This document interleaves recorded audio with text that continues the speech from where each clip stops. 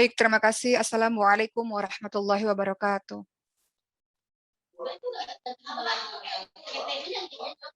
Alhamdulillahirabbil alamin wa bihi nasta'in ala umuri dunya waddin wassalatu wassalamu ala asyrafil anbiya'i wal mursalin wa ala alihi wa sahbihi ajma'in amma ba'du. Rabbi shrah li sadri wa yassir li amri wahlul 'uqdatam min lisani yafqahu qawli. Alhamdulillahirabbil alamin, teman semua baik santri-santri Masjidil Huffaz di pusat maupun di seluruh cabang serta teman-teman umum yang bergabung pada dakwah online kali ini. Masya Allah di hari bulan-bulan Ramadan ini kita masih tetap melaksanakan berbagai macam kegiatan. Umat tahu untuk santri-santri melakukan tahajud di malam tadi. Ada yang melakukan tahajud 3 juz, ada yang melakukan tahajud dengan beberapa juznya, sehingga tentu waktu-waktu siang ini adalah waktu-waktu yang membuat cukup ngantuk sebetulnya. Tapi mudah-mudahan selama 1 jam ke depan, apa yang Uma sampaikan ini ada manfaatnya untuk kita semua. Hari ini kita membahas mengenai orang-orang yang rajin sholat, tapi kenapa dia masih berbuat maksiat. Kenapa kita lihat dia sholatnya bagus atau sholatnya rajin, tapi kok masih melakukan perkara-perkara dosa, atau dia sholatnya bagus tapi kok lisannya menyakiti orang lain. Dia sholatnya bagus tapi kok masih suka berdusta, suka zolim sama orang lain. Apa penyebabnya? Baik, kita akan membahas mengenai sholat, teman-teman sekalian, yang mana nanti kita akan kaitkan dengan sholat tarawih yang kita laksanakan di bulan suci Ramadan ini. Membicarakan mengenai sholat, teman-teman semua, sholat tentu saja memiliki kedudukan yang tinggi di dalam agama kita ini. Kita tahu bahwa sholat adalah tiang agama dan juga sholat merupakan pemisah antara keislaman dengan kekufuran dan kemunafikan. Yang membedakan adalah sholat. Oleh karena itu Rasulullah SAW memberikan perhatian ekstra terhadap masalah sholat. Beliau memberikan contoh pelaksanaan sholat detail dari sampai akhir, dari takbir sampai salam. Sebelum kita bahas mengenai kenapa ada orang-orang yang sudah sholat tapi masih dosa, masih berbuat maksiat, kita harus tahu dulu tentang keutamaan sholat itu sendiri. Kalau sholat kita lakukan dengan benar, maka kita akan dapat keutamaan-keutamaan sholat ini. Apa-apa saja sih keutamaan sholat? Ini dari buku atau kitab Sholatul Mu'min. Keutamaan sholat, teman-teman sekalian, ada beberapa. Yang pertama, kita tahu seharusnya sholat itu mencegah perbuatan keji dan mungkar. Dalam surah Al-Ankabut ayat ke-45, Allah Subhanahu wa taala berfirman, "Inna sholata tanha 'anil fahsya'i wal munkar." Sholat itu mencegah perbuatan keji dan mungkar. Kalau dia sholatnya betul, sholatnya khusyuk, bacaannya betul, gerakannya betul, maka seharusnya sholat itu jadi benteng baginya untuk tidak melakukan perbuatan-perbuatan jahat, perbuatan-perbuatan zalim.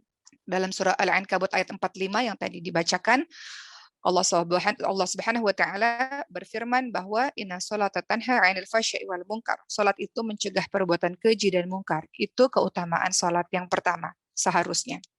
Kemudian berikutnya, lalu apa sih keutamaan salat yang kedua? Salat adalah amalan yang terbaik setelah syahadat. Kita tahu rukun Islamnya ada syahadat, kemudian sholat, dan yang lain-lain. Kemudian kita bisa lihat dalilnya dalam hadis riwayat Bukhari Muslim, di mana pada saat itu ada seorang yang bertanya kepada Rasulullah SAW, Ayul a'mali afdal. Wahai Rasul, perbuatan atau amalan yang paling baik itu apa sih? Maka Rasulullah SAW menjawab, as-salatu liwaktiha. Salat yang tepat pada waktunya. Jadi kalau tidak ada uzur syar'i, kalau tidak ada alasan-alasan yang syar'i, ya baik untuk salat tepat pada waktunya. Sehingga yang kedua, keutamaan salat adalah salat merupakan amalan terbaik setelah 2 kalimat syahadat. Ketiga, keutamaan salat adalah salat bisa membersihkan dosa-dosa. Ini berdasarkan hadis riwayat Muslim di mana Rasulullah SAW bersabda, salat fardu yang 5 waktu itu adalah seperti sebuah sungai yang airnya mengalir melimpah di depan pintu rumah salah seorang di antara kalian. Lalu ia mandi dengan air itu setiap hari 5 kali. Jadi maknanya sholat itu berfungsi untuk membersihkan dosa-dosa. Atau kita lihat dalam hadis yang lain dari Abu Hurairah radhiyallahu anhu, Rasulullah Shallallahu Alaihi Wasallam bersabda, sholat yang 5 waktu dari satu sholat ke waktu sholat berikutnya, juga Jumat satu ke Jumat berikutnya, Ramadan satu ke Ramadan berikutnya, bisa jadi menghapus dosa-dosa di antara kedua waktunya. Antara sholat subuh menuju ke sholat duhur bisa menjadi penghapus dosa. Dari sholat duhur menuju ke asar bisa menjadi penghapus dosa. Dari asar menuju ke maghrib bisa menjadi penghapus dosa. Juga Jumat satu ke Jumat berikutnya, Ramadan satu ke Ramadan berikutnya bisa menjadi penghapus dosa selama pelakunya menjauhi dosa-dosa besar. Jadi keutamaan sholat yang ketiga adalah sholat itu membersihkan dosa-dosa kita. Antara subuh tadi sampai nanti zuhur, mungkin dalam perjalanan beberapa jam ini kita melakukan dosa dengan lisan kita, dengan perbuatan kita mungkin. Dan dosa itu yang akan menghapuskan, sholat itu yang akan menghapuskan dosa-dosa kita. Kemudian yang keempat, keutamaan dari sholat adalah sholat itu adalah cahaya di dunia dan cahaya di akhirat bagi orang yang melakukannya. Hal ini kita lihat dari hadis riwayat Ahmad, Rasulullah Shallallahu Alaihi Wasallam bersabda, barang siapa yang menjaga sholat 5 waktunya, maka sholat itu menjadi cahaya baginya. Sholat menjadi bukti dan keselamatan baginya pada hari kiamat. Dan barang siapa yang tidak menjaganya, tidak menjaga sholat, maka dia tidak mendapatkan cahaya, juga tidak mendapatkan keselamatan. Ya, berikutnya dalam hadis yang lain kita juga lihat dalam hadis riwayat Muslim sama Rasulullah Shallallahu Alaihi Wasallam bersabda, wassalatu nur, bahwa salat itu adalah cahaya. Atau dalam hadis yang lain kita bisa melihat Rasulullah Shallallahu Alaihi Wasallam bersabda, berikan kabar gembira bagi orang-orang yang berjalan ke masjid dalam keadaan gelap, bahwa ia akan mendapatkan cahaya yang sempurna pada hari kiamat. Jadi kalau teman-teman di malam hari atau mungkin di subuh hari di subuh hari pergi sholat, terkhusus yang laki-laki misalnya di masjid, maka ia akan mendapatkan cahaya. Kelima, keutamaan dari sholat adalah Allah akan mengangkat derajat dan menghapuskan dosa dengan sebab sholat itu. Ini berdasarkan hadis riwayat Muslim di mana Rasulullah Shallallahu Alaihi Wasallam ingatkan kepada salah seorang sahabat, hendaklah engkau memperbanyak sujud karena engkau tidaklah sujud kepada Allah dengan sekali sujud, melainkan Allah akan meninggikan derajatmu dan akan menghapuskan satu kesalahan dengan sebab sujud itu. Maksudnya sujud di sini adalah sholat. Jadi ketika kita memperbanyak sujud, memperbanyak sholat, wajib maupun sunnah, apalagi di Ramadan ini, teman-teman Qiyamul Lail, sudahlah tarawih, kemudian teman-teman masih dengan tahajudnya, maka Allah akan mengangkat derajat dan menghapuskan dosa, sebab sholat yang kita lakukan. Keenam, keutamaan dari sholat adalah sholat termasuk faktor terbesar yang menyebabkan seseorang bisa masuk ke dalam syurga. Rasulullah Shallallahu Alaihi Wasallam bersabda, ya, ada seorang, jadi ada sebuah kisah dalam hadis riwayat Muslim di mana seseorang ini pernah bermalam bersama Rasul. Kemudian beliau membawakan air wudhu kepada Rasulullah Shallallahu Alaihi Wasallam. Kemudian Rasulullah Shallallahu Alaihi Wasallam mengatakan, cobalah engkau minta sesuatu. Kemudian dia mengatakan apa? Dia mengatakan as'aluka murafaqataka fil jannah. Dia mengatakan as'aluka murafaqataka fil jannah. Aku meminta kepadamu supaya aku bersama denganmu di surga, kata laki-laki tersebut. Ada permintaan lainkah? Kata Rasulullah. Maka orang itu menjawab, itu saja yang aku minta ya Rasul. Maka apa kata Rasulullah? Perhatikan jawaban Rasulullah ketika orang ini mengatakan, aku ingin bersamamu di surga ya Rasul. Apa kata Rasulullah? Rasulullah menjawab, tolonglah aku untuk mewujudkan keinginanmu untuk berada di surga itu dengan engkau memperbanyak sujud. Dengan engkau memperbanyak sujud. Engkau mau surga, maka tolonglah aku bisa mewujudkan permintaanmu itu dengan cara engkau memperbanyak sujud. Jadi yang keenam, keutamaan dari sholat adalah sholat termasuk faktor terbesar orang menyebabkan dia masuk ke dalam surga Allah Subhanahu wa Ta'ala. Yang ketujuh, keutamaan dari sholat adalah berjalan menuju sholat akan dicatatkan kebaikan, meninggikan derajat dan menghapuskan dosa-dosa. Dalam hadis riwayat Muslim, Rasulullah Shallallahu Alaihi Wasallam bersabda, barang siapa bersuci di rumahnya berwudu di rumahnya, lalu dia menuju salah satu rumah Allah untuk menunaikan salat yang Allah wajibkan, maka salah satu langkah kakinya akan menghapuskan kesalahan dan langkah kaki lainnya meninggikan derajat. Jadi jangan heran kalau kita lihat di Indonesia maupun nanti kalau teman-teman Allah izinkan umrah atau pergi kemana-mana lah, kita lihat biasanya banyak orang-orang yang senang berjalan kaki. Kenapa dia jalan kaki menuju ke masjid? Ternyata dia ingin mengejar keutamaan bahwa satu langkah kakinya akan menghapus kesalahan selama dia menuju ke masjid, dan satu langkah kakinya akan meninggikan derajat. Maka banyak orang-orang yang mau untuk berjalan jauh demi menuju ke masjid supaya mendapatkan keutamaan itu.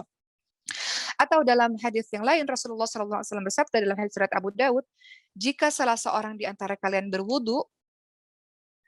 jika berwudu dengan baik dan benar, maka dia keluar menuju ke masjid, maka dia tidak mengangkat kaki untuk melangkah kecuali Allah menuliskan suatu kebaikan untuknya dan tidak menurunkan kaki kirinya kecuali Allah menghapuskan satu dosa darinya. Jadi baik pergi ke masjid maupun pulang, itu sama-sama Allah berikan pahala untuknya, Allah berikan kebaikan untuknya. Kedelapan, keutamaan dari sholat adalah ketika seseorang sholat, sesungguhnya dia sedang dianggap bertamu di surga. Jadi setiap kali orang Muslim berangkat ke masjid untuk sholat, maka sebenarnya dia sedang dianggap sedang bertamu di surga.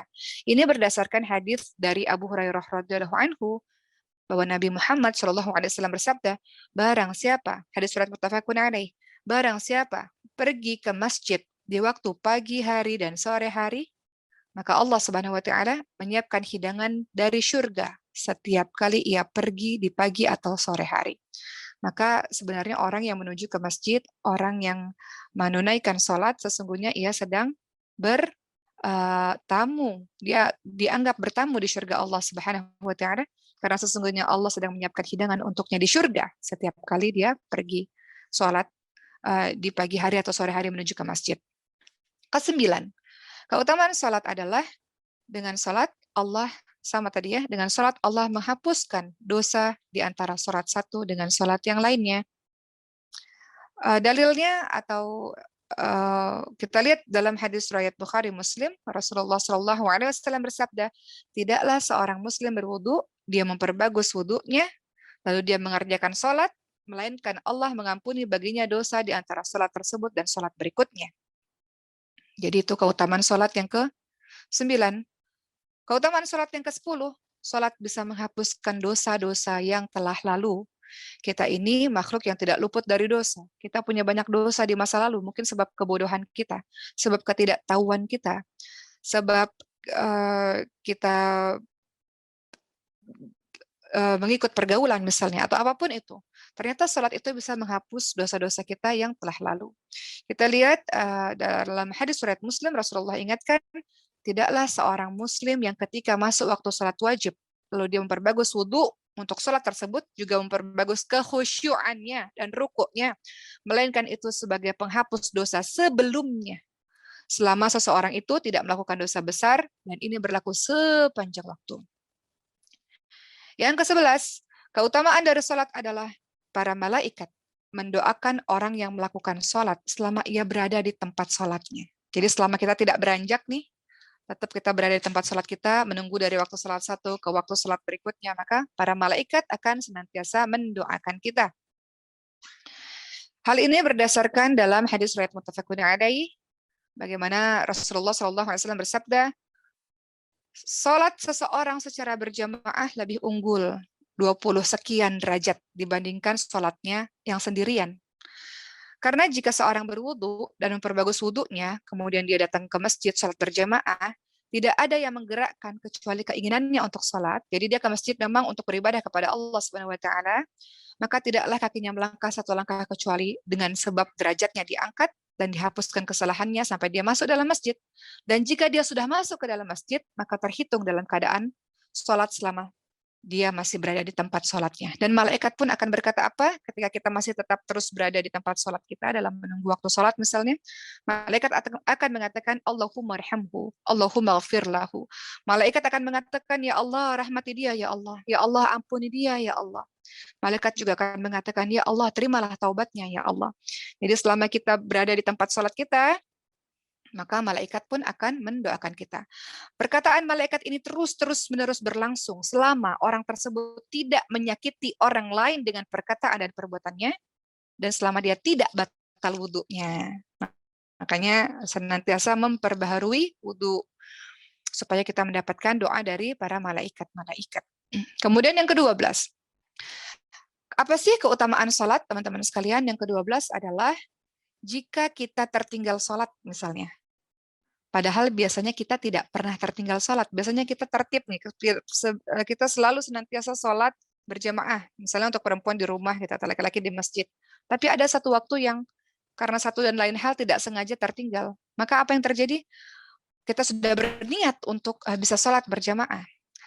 Maka apa yang terjadi? Maka dia mendapatkan pahala sebagaimana orang yang ikut dalam sholat jamaah itu. Makanya luar biasa berjamaah ya. Walau kita tertinggal sholat, misalnya kita orang sudah 2 rakaat, 3 rakaat, kita baru datang gitu. Kemudian kita bergabung bersama mereka, tertinggal sholat. Padahal biasanya kita nggak pernah tertinggal sholat. Maka kita akan mendapatkan pahala sebagaimana orang yang ikut dalam sholat jamaah itu. Kata Rasulullah SAW apa dalam hadis riwayat Abu Daud?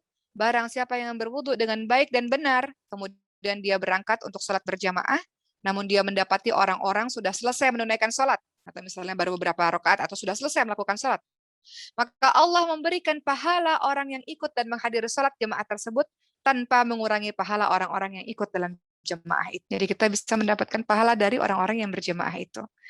Kemudian yang terakhir, ke-13, apa sih keutamaan orang-orang yang sholat? Jika seseorang sudah bersuci, lalu keluar untuk melaksanakan sholat, maka dia tetap dicatat sebagai orang yang sholat sampai dia pulang. Pergi dan pulangnya dicatat sebagai pahala. Kata Rasulullah apa dalam hadis riwayat Ibnu Hibban? Sejak salah seorang di antara kalian keluar rumah sampai ke tempat sholat ini, maka langkah satu kaki ditulis sebagai satu kebaikan, langkah satu kaki lagi ditulis sebagai penghapus keburukan sampai dia pulang. Ya, jadi ini hadis yang berulang-ulang dan hampir serupa, yang sama-sama kita menyadari bahwa keutamaan sholat banyak sekali, keutamaan sholat sangat luar biasa. Pertanyaan berikutnya, lalu kenapa ada orang-orang yang sholat dengan keutamaan yang sangat banyak tadi, masih saja melakukan maksiat? Padahal kita tahu tadi bahwa salat mencegah perbuatan keji dan mungkar dalam surah Al-Ankabut ayat 45 yang sudah tadi Uma bacakan. Inna sholata tanha 'anil fahsya'i wal munkar. Sesungguhnya salat mencegah perbuatan keji dan mungkar. Kenapa masih ada orang yang maksiat, buat dosa ketika dia rajin salat? Maka kalau kita lihat lagi perkataan dari Ibnu Mas'ud radhiyallahu anhu, beliau pernah berkata mengenai orang yang kok orang tuh lama ya salatnya. Ibnu Mas'ud mengatakan apa? Kita dengar dulu perkataan Ibnu Mas'ud. Beliau mengatakan inna salata la tanfa' illa man ata'aha. Salat tidaklah bermanfaat kecuali jika salat tersebut membuat orang menjadi taat. Jadi salat itu nggak ada manfaatnya kalau nggak membuat orang itu jadi taat. Itu kata Ibnu Mas'ud radhiyallahu anhu. Lalu bagaimana kata Al-Hasan? Beliau berkata, barang siapa yang melaksanakan salat lantas sholatnya tidak mencegah dari perbuatan keji dan mungkar, maka ia hanya akan semakin menjauh daripada Allah Subhanahu wa taala.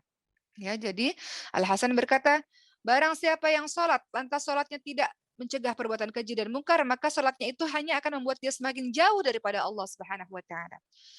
Lalu perkataan seorang tabi'in. Tabi'in ini namanya Abul Aliyah, seorang tabi'in. Beliau berkata, dalam sholat itu ada 3 hal sebetulnya. Maka kalau tidak ada ketiga hal ini, dia tidak bisa disebut sholat.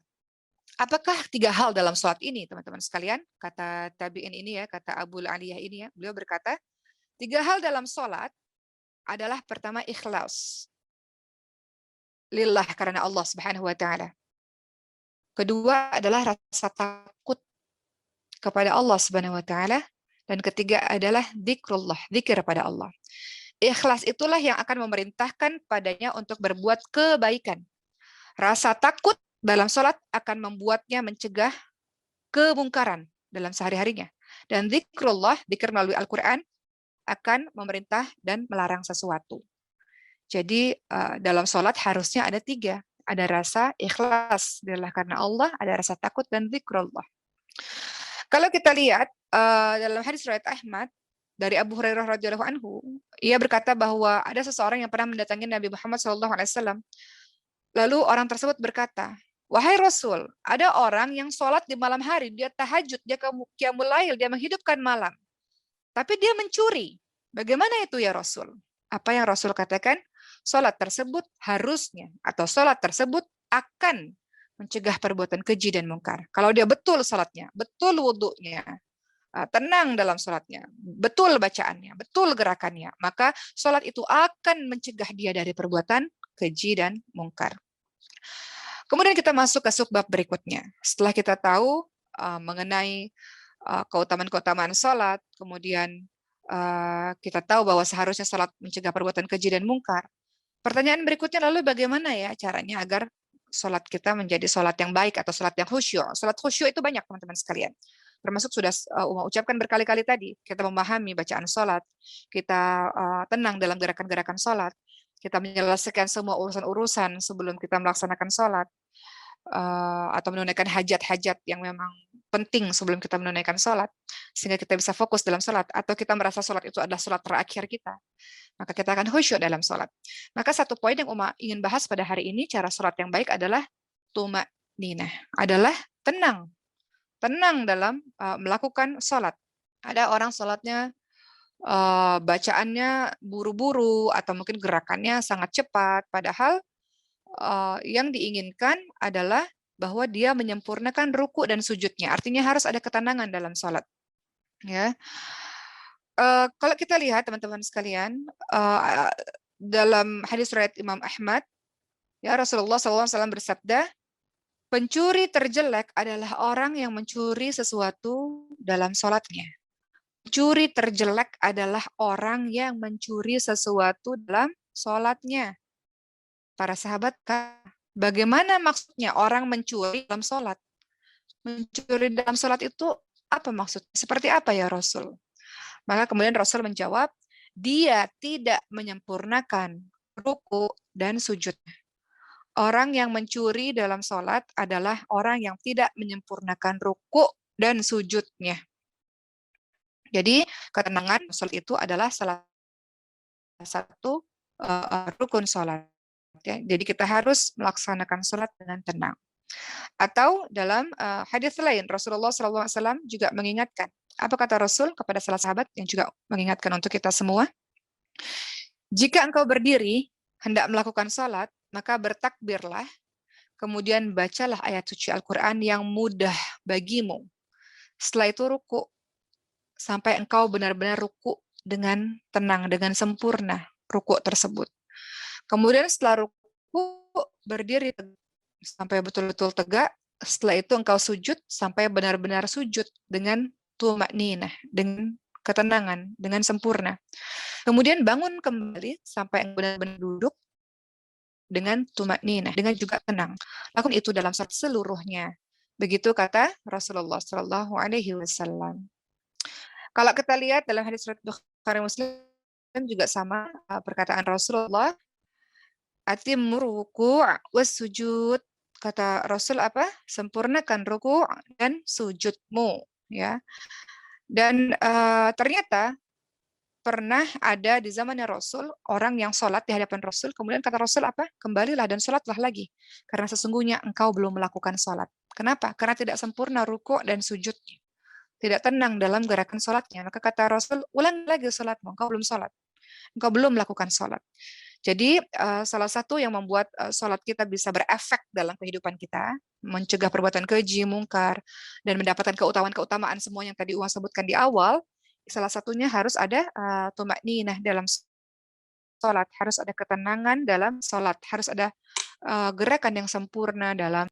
Atau kata Rasulullah SAW dalam hadis riwayat Bukhari, "Shollu kama ra'aitumuni usolli." Sholatlah kamu sebagaimana kamu melihatku sholat. Makanya kalau kita lihat teman-teman sekalian dalam surah Al-Mu'minun ayat 1 sampai 2 disebutkan beruntunglah orang-orang yang beriman, yaitu orang-orang yang khusyuk dalam salatnya. A'udzubillahi minasyaitonir rajim. Qad aflahal mu'minun alladzina hum fi salatihim khashi'un. Jadi dalam surah Al-Mu'minun ayat 1 dan 2 beruntunglah orang-orang yang beriman, yaitu yang khusyuk, yang betul dalam sholatnya, yang betul dalam bacaannya, yang betul dalam gerakannya, yang sempurna, yang tumakninah dalam gerakannya. Beruntunglah mereka yang mengerjakan hal-hal tersebut dalam sholatnya. Dia tidak disebut sebagai pencuri dalam sholat. Kemudian dia mendapatkan keutamaan-keutamaan sholat dengan sholatnya. Sebaliknya dalam surah Al-Ma'un ayat ke-4 sampai 5 dikatakan A'udzubillahi minasyaitonir rajim fawailul lil musallin alladzina hum 'an salatihim sahun. Kecelakaanlah bagi orang-orang yang sholat, yaitu orang-orang yang lalai dalam sholatnya.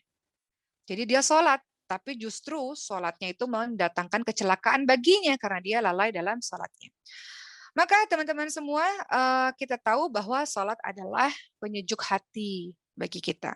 Sholat adalah istirahat bagi kita. Kemarin kita sudah membahas dalam Isra Mi'raj, di mana Allah Subhanahu wa Ta'ala memberikan hadiah pada Rasul berupa sholat.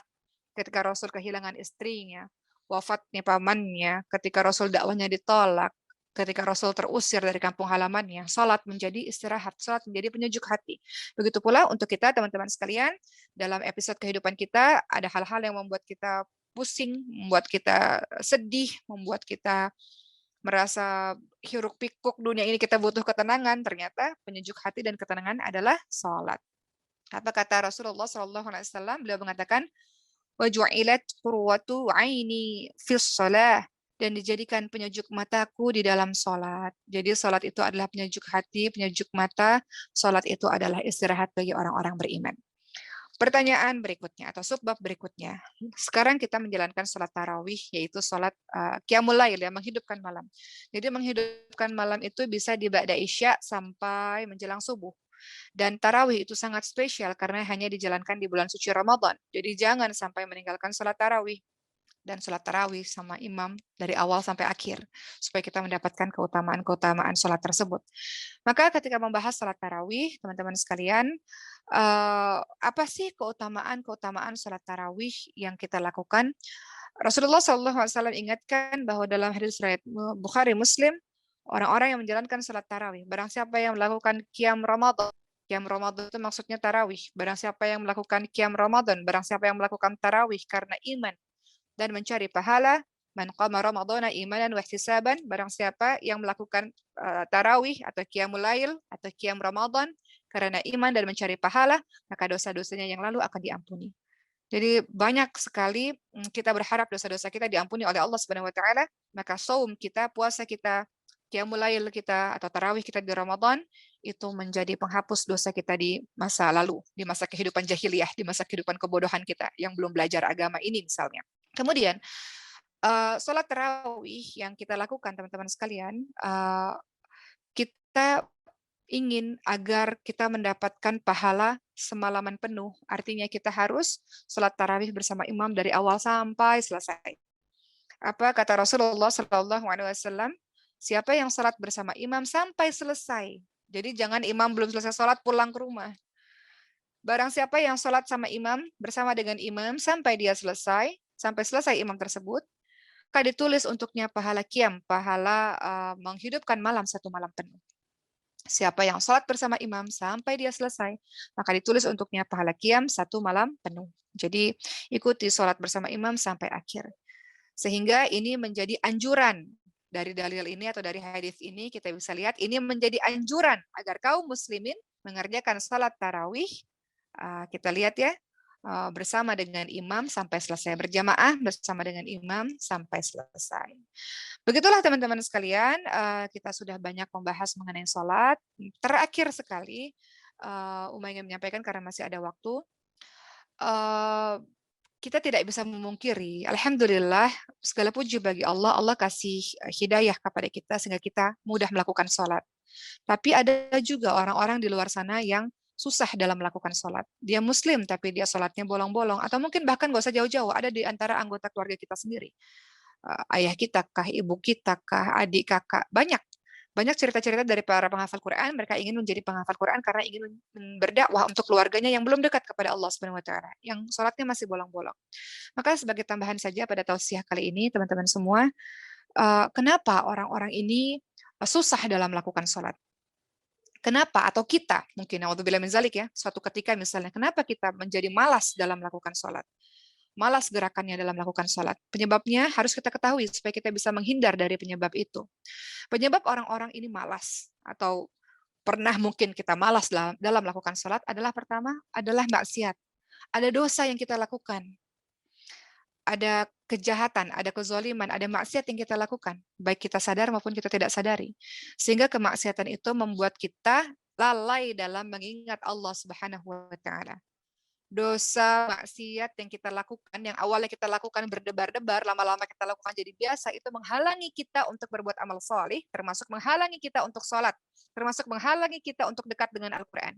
Jadi orang-orang yang berkomitmen ingin berubah menjadi lebih baik turning point-nya di Ramadan ini misalnya, atau teman-teman turning point-nya misalnya titik baliknya ingin berubah jadi lebih baik ketika masuk Maskal Hufat, ingin menghafalkan Quran, maka berusaha minta kekuatan kepada Allah untuk membenci segala macam dosa yang pernah dilakukan di masa lalu.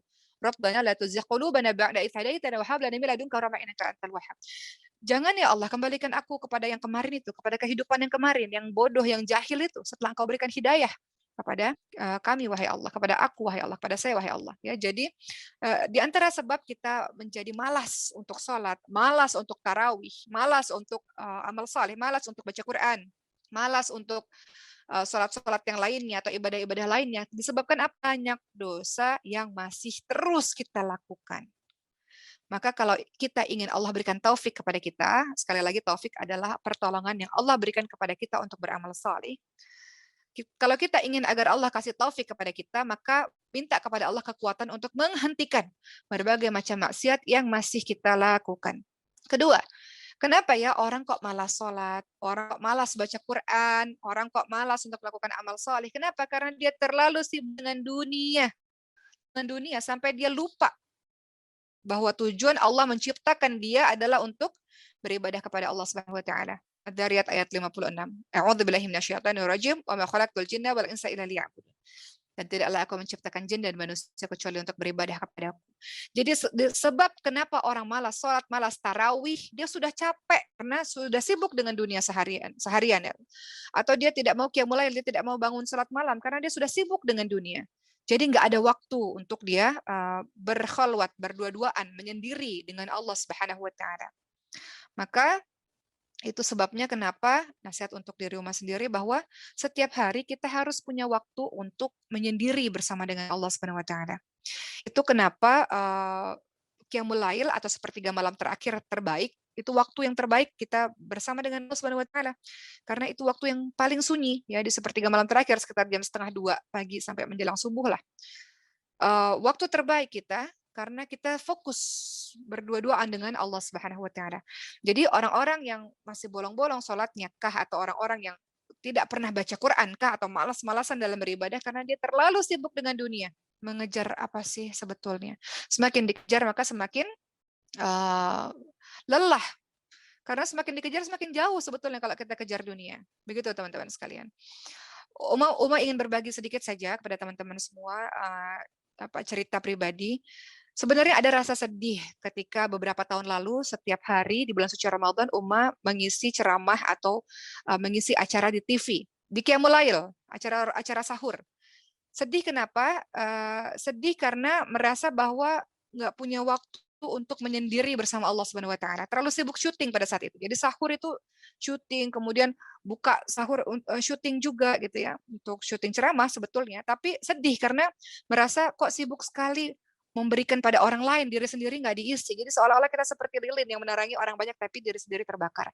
Jadi ini juga mudah-mudahan bisa menjadi ibroh untuk teman-teman semua bahwa dalam sehari ada waktu di mana kita harus menyediakan waktu untuk diri sendiri. Kita ini harus di-charge, dekat kepada Allah Subhanahu wa taala.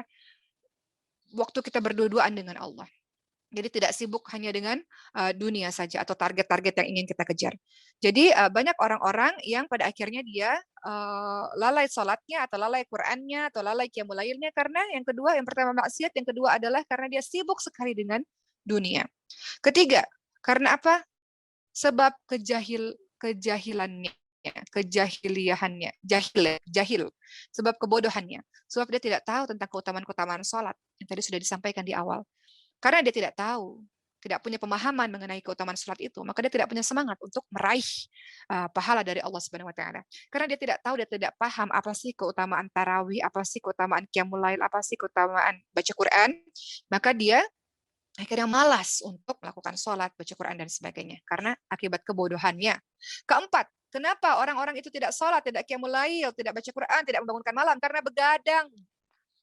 Dia menghabiskan waktunya dengan sia-sia. Padahal Rasul ingatkan ba'da isya itu tidur lebih awal itu lebih baik sehingga bisa bangun lebih awal. Artinya kalau kita sudah selesai dengan tugas kita yang penting-penting, cepat tidur karena mukmin itu, orang beriman itu akan bangun di sepertiga malam. Jadi bukan begadang.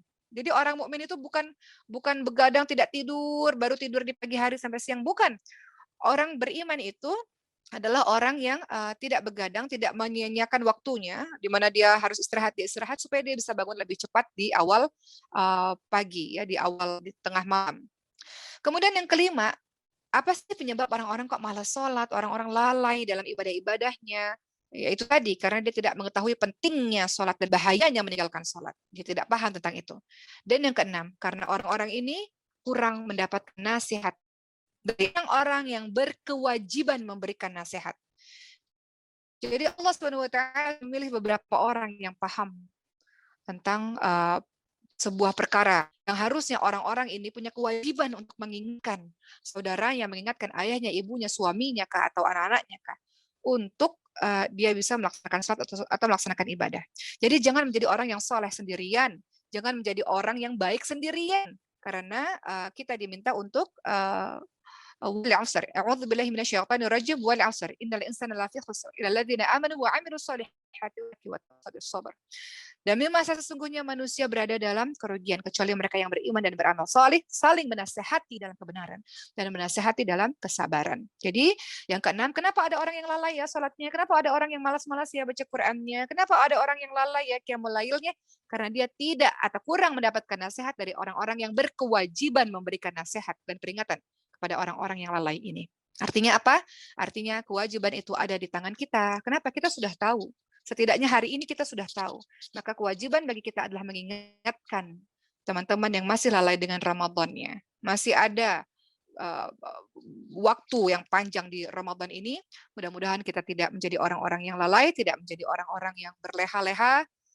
Manfaatkan setiap detiknya dengan amal ibadah, dengan tarawih, dengan tahajud, dengan tilawah, dengan Qur'annya. Mudah-mudahan kita termasuk orang-orang yang disebutkan oleh Rasulullah SAW, yaitu orang yang mendapatkan ampunan dari Allah Subhanahu Wa Taala, yang Allah ampuni dosanya di masa lalu. Mungkin seperti itu teman-teman sekalian. Alhamdulillah sudah selesai. Hari ini kita membahas mengenai perkara salat. Jadi kita sudah tahu orang-orang yang salat tapi masih maksiat karena dia tidak khusyuk dalam salatnya, tidak betul dalam gerakannya, tidak tenang dalam pelaksanaan salatnya, tidak paham tentang bacaan salatnya, tidak betul wudunya, sehingga wajar saja dia salat tapi dia masih maksiat. Langsung saja teman-teman sekalian, karena sudah selesai ceramah ini, maka Uma akan pilih beberapa pertanyaan yang akan dijawab di siang hari ini.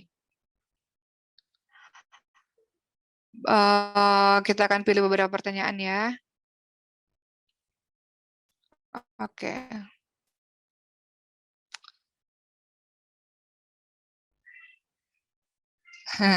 Baik, pertanyaannya ya dari Diana. Assalamualaikum waalaikumsalam warahmatullah. Imam pada saat salat tarawih apakah harus cepat atau ada bagian-bagian khusus? Karena saya sholat tarawih di sekitar rumah pada saat tahiyat belum sampai ucapan kalimat syahadat langsung sudah assalamualaikum saja. Tentu saja bacaan-bacaan itu ada beberapa, mudah-mudahan Allah mengampuni kalau saya salah, tapi tentu saja bacaan-bacaan tahiyat itu ada beberapa yang seperti bacaan ketika teman-teman setelah takbiratul ihram itu kan bacaannya ada yang berbeda-beda ya, ada yang panjang, ada yang pendek. Wallahu a'lam, mungkin imamnya membaca saking fasihnya sehingga membaca cepat, tapi betul kalau kita husnuzan betul dalam bacaannya. Tapi yang jelas yang harus kita ketahui adalah tugasnya makmum adalah mengikuti imam. Tugas makmum adalah mengikuti imam. Jadi kalau imam sudah salam ya kita salam. imam ruku ya kita ruku. Jadi bacaan memang yang paling baik adalah bacaan yang tartil, warattilil Qur'ana tartila. Kata Allah, kalau kita mau baca itu dengan tartil, dengan bacaan yang betul. Tapi mungkin sang imam karena memang sudah sangat fasih dalam bacanya, sehingga dalam bacaan Qur'annya beliau bisa baca dengan cepat, yang kita mungkin masih lama bacanya. Jadi ikuti saja ketika imam melakukan gerakan sholat dan kita ikuti. Jadi imam salam kita juga harus karena bacaan itu sudah diwakili oleh bacaan imam. Ya, berikutnya pertanyaan selanjutnya adalah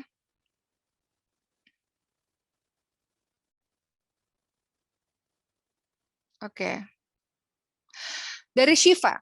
Assalamualaikum. Bagaimana jika sholat? Waalaikumsalam. Bagaimana jika sholat tapi tidak menggunakan mukena, tapi hanya baju syar'i, tapi bagian tangan hanya menutup sampai pergelangan tangan? Apakah sah sholatnya?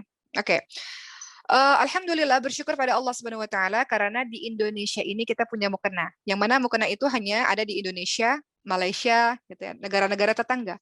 Tapi kalau kita lihat teman-teman sekalian, di negara-negara lainnya, atau kalau teman-teman paling mudah lah teman-teman, ya kalau teman-teman ke negara mana atau paling mudah umroh ya atau haji, teman-teman berbagai macam negara teman-teman bisa lihat. Ternyata pakaian sholat itu adalah pakaian yang menutup aurat. Mau mukena atau mau baju syar'i, selama dia menutup aurat dengan syarat-syaratnya, kan dia bisa dipakai untuk sholat. Syarat-syaratnya apa saja ya? Tentu saja baju itu terbebas dari najis, baju itu tidak ketat, tidak tipis, menutup seluruh badan. Maka seharusnya sebenarnya baju sehari-hari kita adalah seperti ketika kita sholat, sebetulnya seperti itu. Kenapa ada mukena? Kenapa ada telekung di Indonesia? Karena banyak orang-orang yang belum pakai jilbab. Karena banyak orang-orang yang belum bajunya sempurna dalam menutup aurat, sehingga diperlukan mukena. Padahal seharusnya sehari-hari juga pakaiannya mestinya seperti itu. Apakah bisa dengan baju syar'i? Boleh. Boleh saja. Apakah teman-teman ingin menutup seperti ini ketika sholat? Afdol lebih baik ya silahkan. Tapi kalau begini apakah boleh? Silahkan juga. Tidak ada masalah. Ya, jadi kalau teman-teman lihat di berbagai macam tempat mereka melaksanakan sholat juga seperti itu, asalkan seluruh tubuh tertutup. Pernah ada suatu ketika ada seorang wanita bertanya pada Rasulullah SAW, Rasul yang boleh kelihatan apa? Kata Rasul, hada wahada, termasuk ini sebetulnya, hada, gitu ya. Jadi tangan yang biasa terlihat, tapi kalau menutup ya alhamdulillah lebih baik. Ini pilihan saja teman-teman mau dengan seperti ini silakan ketika teman sholat, apakah seperti ini silakan. Tapi yang jelas pakaian tersebut adalah terbebas dari najis dan menutup aurat dengan sempurna. Jadi jangan lagi ada yang mengatakan kok dia sholat nggak pakai mukena ya, karena dia sudah sempurna dalam menutup auratnya. Jadi mukena itu hanya kebiasaan bagi orang-orang Indonesia dan negara tetangga karena banyak orang-orang Indonesia yang mungkin belum pakai jilbab atau mungkin pakaiannya belum sempurna menutup aurat dengan baik. Berikutnya. Ini ada pertanyaan lucu ya, teman-teman sekalian. Dari Tik-Tik, ini SMA 1 Sariwangi. Bagaimana kalau kita menonton film drama Korea? Bagaimana pendapatnya? Oke. Seorang mukmin itu melakukan sesuatu yang tidak membuang-buang waktunya, karena setiap waktu adalah berharga. Ya, tidak melakukan sesuatu yang tidak ada gunanya baginya. Itu seorang mukmin. Jadi kalau sekiranya, apalagi di bulan Ramadan, kemarin kita sudah bahas di pekan yang lalu, bulan Ramadan itu syahrul Quran. Syahrul Ramadan alladzi unzila fihi al-Qur'anu hudal linnas. Bulan Ramadan itu bulan Al-Quran, di mana diturunkan Al-Quran yang menjadi petunjuk bagi manusia. Syahrul tilawah. Di mana bulan suci Ramadan itu Rasulullah Shallallahu Alaihi Wasallam tadarus dengan malaikat Jibril. Di mana bulan suci Ramadan orang-orang salih di zaman lalu mereka meninggalkan yang lain-lain, meninggalkan ilmu-ilmu yang lain-lain, belajar-belajar yang lain-lain, tapi fokus dengan Qur'annya, fokus dengan tilawahnya. Jadi pertanyaannya sudah terjawab. Kalau misalnya menonton drama-drama Korea misalnya ya, apalagi di bulan suci Ramadan itu termasuk dari membuang-buang waktu teman-teman sekalian. Jadi kita bisa refreshing dengan cara yang lain, misalnya buat target lah. Target setidaknya kita buat target mau khatam berapa kali atau mau hafal Quran di Ramadan ini, mau hafal berapa banyak Al-Quran sehingga pasca Ramadan ada perbaikan di dalam ibadah-ibadah kita. Seperti itu. Dan pertanyaan terakhir pada hari ini adalah, oke, ada pertanyaan salat khusyuk tadi sudah dijawab ya.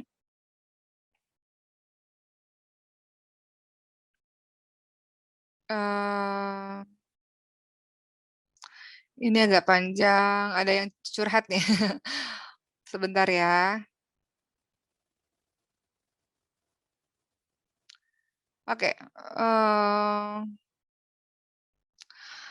bagaimana jika sholat tapi pakai masker? Oke, sholat sebetulnya termasuk teman-teman yang pakai niqab sebetulnya sholatnya, dibuka seharusnya. Tapi kalau sekiranya ada alasan syar'i, misal terlalu banyak laki-laki di situ yang nantinya kalau dia buka dia akan terlihat wajahnya dan akan menjadi fitnah, maka silakan dipakai. Atau lagi pandemi seperti ini, ya, kalau misalnya buka membahayakan misalnya, karena di situ zona merah yang sekiranya banyak yang kena gitu. Tapi kita tetap harus sholat di tempat itu ya harus dipakai.